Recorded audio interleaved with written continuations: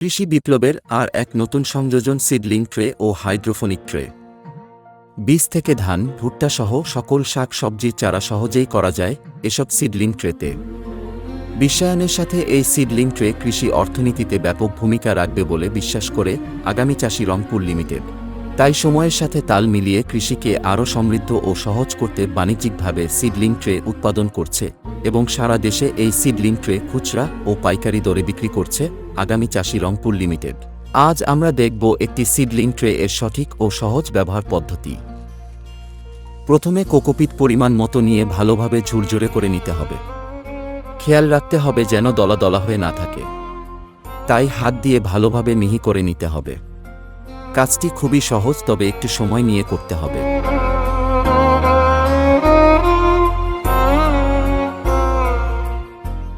এরপর এতে পানি পরিমাণ মতো স্প্রে করে নিতে হবে এবং ভালোভাবে কোকোপিটকে নাড়াচাড়া করতে হবে।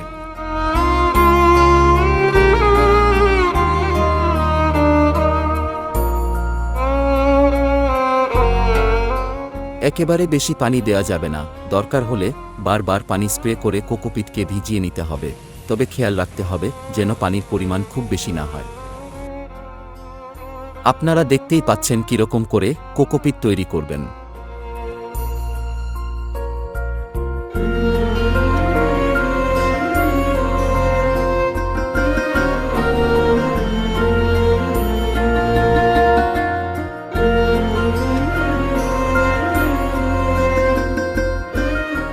এরপর সিডলিং ট্রে নিয়ে তা পূরণ করতে থাকুন।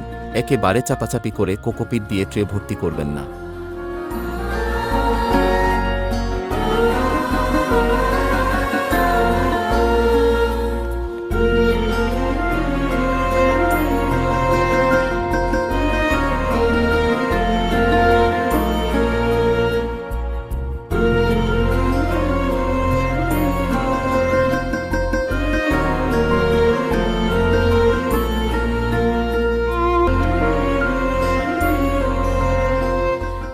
এরপর ট্রেতে ছোট ছোট গর্ত করে বীজ বপন করে দিন আর হাইড্রোফোনিক ট্রেতে শাকসবজির বীজ ছিটিয়ে দিন।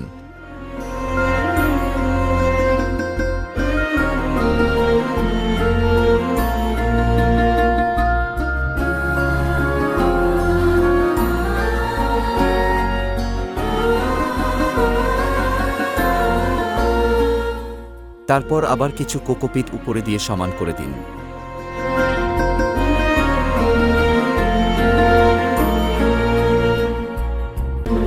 তিন থেকে 7 দিন সেতে স্থানে রাখুন আর দিনে 1 থেকে 1.5 ঘন্টা রোদে দিন ট্রেগুলো।